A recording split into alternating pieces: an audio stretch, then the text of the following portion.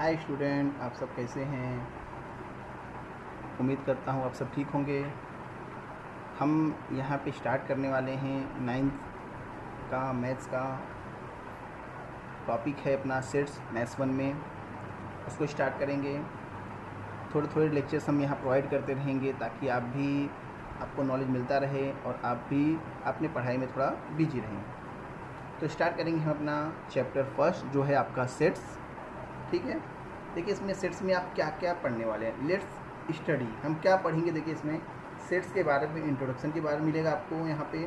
Type of sets, Venn diagram, equal set, subset, universal set, intersection and union of set और number of element in a set. ये सारी की सारी चीज़ें हम लोग यहाँ पे पढ़ने वाले हैं। लेट स्टडी में हम लोग ये पूरे चैप्टर में इतनी सारी चीज़ों को हम पढ़ेंगे। ठीक है, आगे देखते हैं। Let's recall.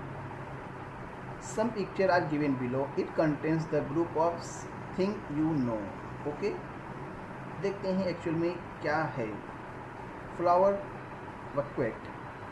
देखिए इसके अंदर बहुत सारे फ्लावर्स हैं, मतलब ये फ्लावर का सेट्स है। ठीक है, इसमें बहुत सारे फ्लावर हैं तो इसे हम क्या बोलेंगे, ये फ्लावर का सेट्स है। बंच ऑफ की, इसे क्या बोलेंगे आप कि एक की का सेट है। बहुत सारे की है ना, इसके लिए क्या बोलेंगे, वो की का सेट है आपके यहाँ पे। फ्लॉक ऑफ बर्ड्स, देखिए यहाँ पे बर्ड्स के सेट्स हैं, बहुत सारे बर्ड्स हैं। इन पूरे के पूरे जो है बर्ड्स के ही सेट्स हैं। पाइल ऑफ द नोटबुक, देखिए एक के ऊपर एक बुक रखी है तो ये बुक्स के सेट्स हैं। कलेक्शन ऑफ नंबर, तो ये नंबर्स के क्या हैं, सेट है। मतलब ये सारे के सारे क्या हैं, सेट्स हैं। किसी न किसी चीज़ों क्या है, ये सेट्स हैं। यहाँ फ्लावर का, की का, बर्ड्स का, नोटबुक और यहाँ पे नंबर्स के। We use special word for each of the collection given above. देखिए हमने अलग अलग चीज़ें यहाँ पे यूज की। यहाँ पे सेट किसका है, फ्लावर, सेट की, set for bird, set for notebook, set for numbers. In all the above example we can clearly list of the object of the collection. हमने देखा इस सब चीज़ों का क्या है, कलेक्शन है। फ्लावर का कलेक्शन है, की का कलेक्शन है, बर्ड्स के कलेक्शन है, नोटबुक और नंबर से कलेक्शन है। तो इस सब का सब क्या है, कलेक्शन है। और उन्हीं कलेक्शनों को हम क्या बोलते हैं, we call the collection of the such object is a set. उन्हीं कलेक्शन को हम बोलते हैं सेट्स।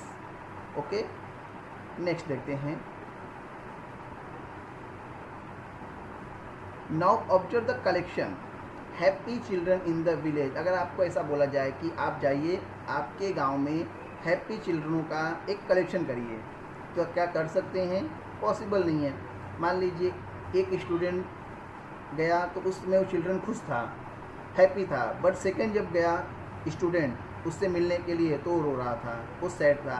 तो फिक्स नहीं कर सकते हैं हम लोग यहाँ पे कि हैप्पी चिल्ड्रन का किसी विलेज में हम कलेक्शन निकाल सकते हैं, क्योंकि ये क्या है, नेचुरली है, कभी खुशी कभी गम होता है।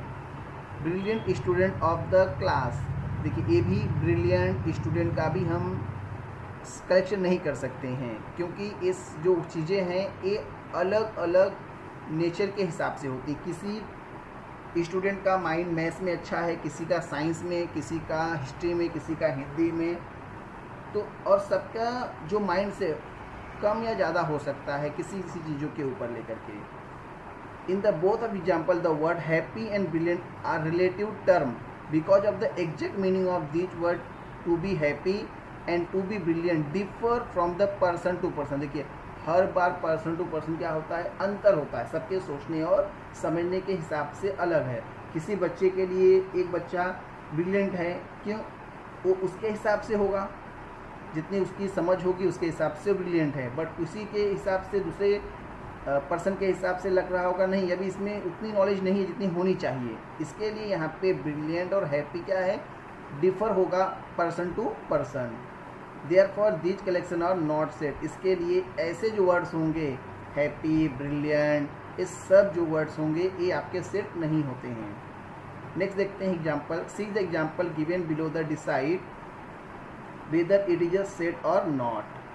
देखिए डे ऑफ अ वीक, तो डे ऑफ वीक का सेट है या नहीं, तो है, क्योंकि वीक में आपके 7 डे हैं, Sunday, Monday, Tuesday, Wednesday, Thursday, तो ये आपका है, it is a set.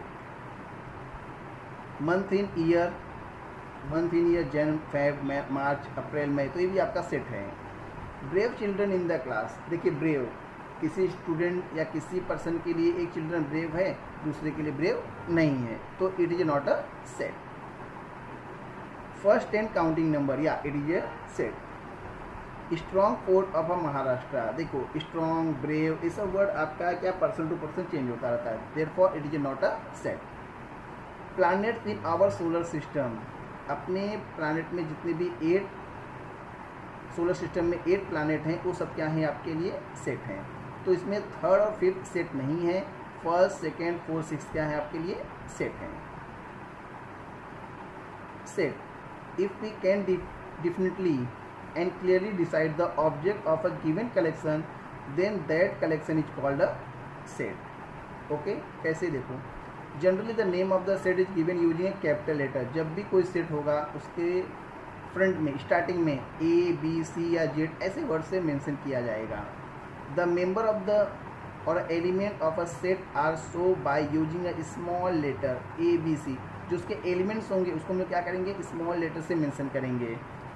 If A is a element of a set A, ठीक है, देखिए ए वर्ड मैं अंडर यहाँ पे हाईलाइट कर रहा हूँ, इसको कैसे लिखेंगे हम, A is a element of a set A, देखो इसको ऐसा बोला, इसको हम लिखते हैं ए, ठीक है, A is a element of a set A, इसको हम ऐसे पढ़ेंगे, फिर से रिपीट कर रहे हैं, A is an element of set A.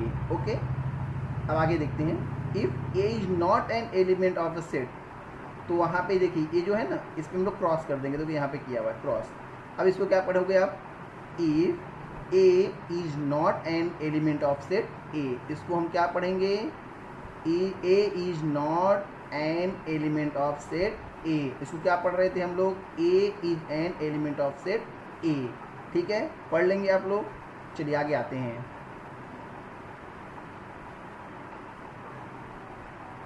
Now let's us observe the set of numbers N. N means natural number starting from 1 2 3 और उसका एंडिंग कहाँ है मालूम नहीं है। W, W is whole number starting from 0 1 2 3, इसका भी एंडिंग का कुछ मालूम नहीं। आई, आई फॉर इंटीजर, इसमें स्टार्टिंग का भी नहीं मालूम होता हमें, एंडिंग का भी नहीं मालूम होता, मीन्स डायरेक्ट शॉर्टकट में बोलेंगे ऑल निगेटिव पॉजिटिव विथ 0 को हम क्या बोलते हैं, integer. Q is a set of rational number, ये क्या आपका रेशनल नंबर, मतलब जो 2/3 3/4 उसके साथ साथ ये सब भी आएंगे। R is a set of all real number, R जो होगा ना एन डब्ल्यू आई क्यू, ये सारे के सारे इसके अंदर आर में आएंगे, और क्यू में एन डब्ल्यू आई और इसके साथ जो रेशियो में नंबर आते हैं वो भी आएंगे। ठीक है, तो ये आपके हैं 5 नंबर्स। मैं फिर से रिपीट करूँगा, नेचुरल नंबर के लिए एन, ये 1 से स्टार्ट होता है, एंडिंग का मालूम नहीं। होल नंबर 0 से स्टार्ट होता है, एंडिंग का मालूम नहीं। आई स्टार्टिंग और एंडिंग मालूम नहीं। हाँ, निगेटिव पॉजिटिव और 0, और क्यू में ये सब आएंगे, और इसके साथ साथ आपके अपॉन वाले नंबर से 3/4 4/5 निगेटिव पॉजिटिव सब में आएंगे। R is a set of real number, ये सारे के सारे एन डब्ल्यू आई क्यू इस सब के सब आर में आते हैं। ठीक है, तो ये हमारा है नंबर्स के। अब देखते हैं मेथड ऑफ राइटिंग सेट्स में क्या क्या हैं। यहाँ पे आपको 2 तरीके के मेथड यूज करने वाले हैं राइटिंग सेट्स में। लिस्टिंग मेथड को ही हम बोलते हैं रोस्टर मेथड, और दूसरा है रूल मेथड और a set builder form. Listing method कैसा है देखिए, इसमें एग्जांपल देख लीजिए।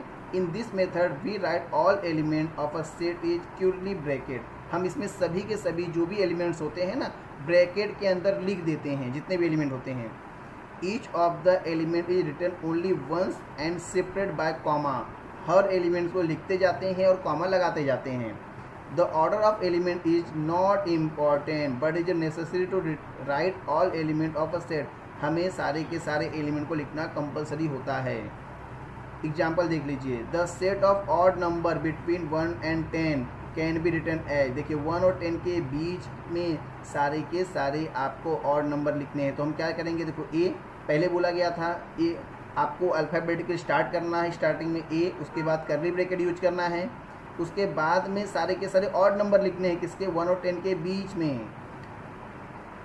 यहाँ पे 1 आपका ऑड नंबर है तो 1 तो आएगा नहीं, तो उसके मिडिल में चाहिए। 1 के बाद क्या आता है ऑड नंबर? 3, 5, 7, 9। ओके, फिर उसका ब्रैकेट क्लोज। और ऐसा भी लिख सकते हैं, आगे पीछे भी लिख सकते हैं, कोई प्रॉब्लम नहीं है।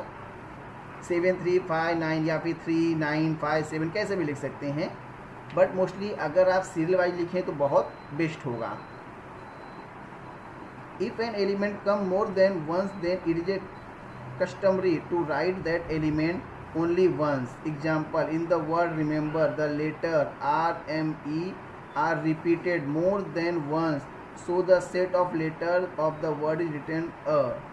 देखो, अगर आपको बोला गया रिमेंबर का रोस्टर फॉर्म में लिखने के लिए, तो पहले क्या आएगा? देखो R है तो R लिख देंगे आप यहाँ पे, E है तो E लिख देंगे, M है तो M लिख देंगे। E वापस नहीं लिखना है क्योंकि एक बार लिखा है आपने, रिपीट कर दिए हैं, उसको वापस नहीं लिखना है। देखिए M फिर से नहीं लिखना है क्योंकि हम आपने फिर से लिख दिया है यहाँ पे। B नहीं लिखा है तो फिर B, फिर वापस देखिए E लिखा है और R लिखा है, तो नंबर को रिपीट नहीं करना है आपको, पहली चीज़। ठीक है, ये है आपका रोस्टर मेथड। सेकंड देखते हैं, रूल मेथड और set builder form. In this method we do not write the list of element but write the general element using a variable followed by vertical line और a colon and write the property of the variable. देखो यहाँ पे example, ए जो है ना, इसको, यही आपका वर्टिकल लाइन है, ए कर्ली ब्रैकेट एक्स, इसे बोलेंगे आप सच दैट। ठीक है, एक्स ये आपका एलिमेंट किसका है? एन का है, इसे बिलोंग भी बोलते हैं हम। 1 less than x and x is less than 10। अब इसको पढ़ेंगे कैसे? देखो इसको पूरा पढ़ेंगे कैसे, देखिए रीड एज, यहाँ से स्टार्ट कर रहा हूँ। देखो मैं यहाँ पे ए से, हाँ, सेट ए, देखिए यहाँ पे लिखा है set A is the set of all x, set of all x. ठीक है, फिर से देखिए set A is the set of all x.